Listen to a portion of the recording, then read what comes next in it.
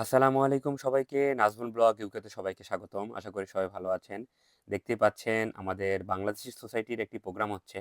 তো এই প্রোগ্রামটি হয়েছিল বিপিপি ইউনিভার্সিটিতে। তো আপনারা জানেন বিপিপি ইউনিভার্সিটি কিছুদিন আগেই সাউথ এশিয়ান হেরিটেজ ফেস্টিভ্যাল করেছিল। আর এই সাউথ এশিয়ান হেরিটেজ ফেস্টিভ্যালে আমরা বাংলাদেশি সোসাইটির একটি স্টল দিয়েছিলাম। তো আমাদের এই স্টলে অনেক ধরনের অ্যাক্টিভিটিস রয়েছিল। তো আজকে এই অ্যাক্টিভিটিস নিয়েই আমরা আলোচনা করব।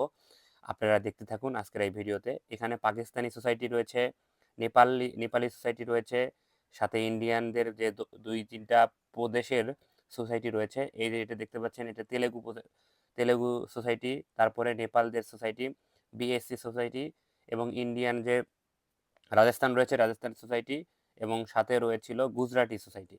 বিপিপি ইউনিভার্সিটিতে মূলত সাউথ এশিয়ান যে কালচার রয়েছে সেই কালচার ফেস্টিভ্যালটাই ওরা করেছিল। তো আপনারা আজকে দেখতে থাকুন সেখানে কি কি হয়েছিল।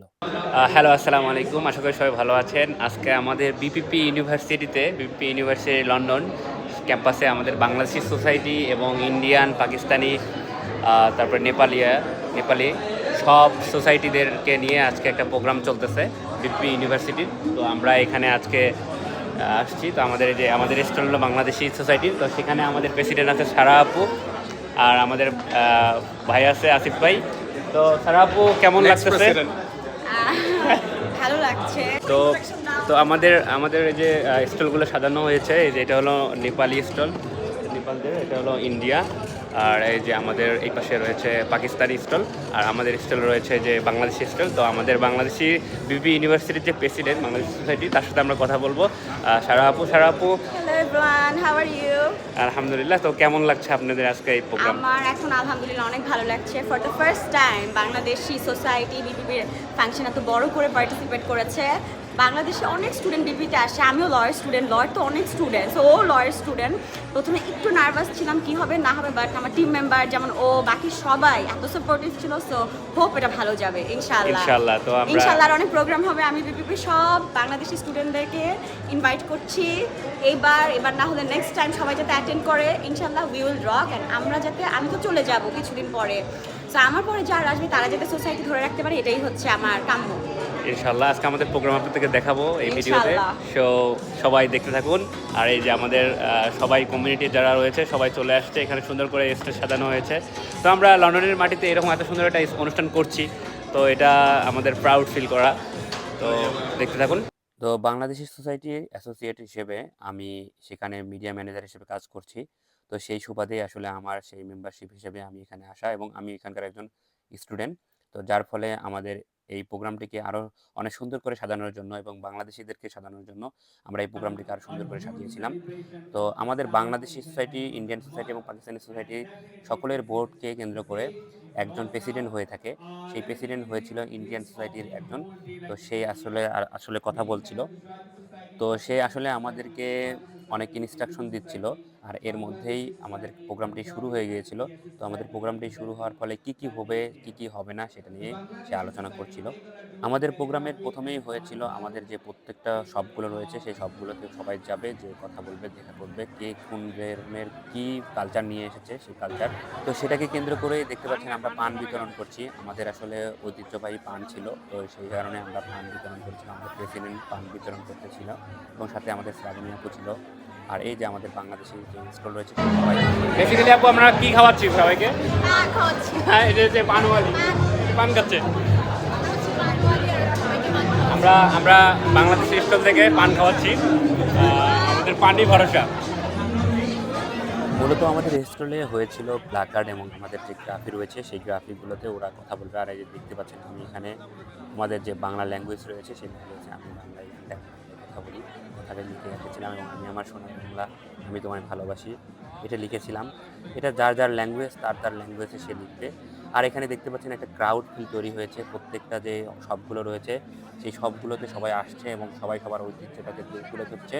বেসিক্যালি আমাদের যে শপ রয়েছে, আমাদের সব বাংলাদেশি শপে রয়েছে ক্যালিওগ্রাফি। যারা যারা আসবে তারা তাদের যেই ল্যাঙ্গুয়েজ রয়েছে সেই ল্যাঙ্গুয়েজে ক্যালিওগ্রাফি কিছু একটা লিখে যাবে।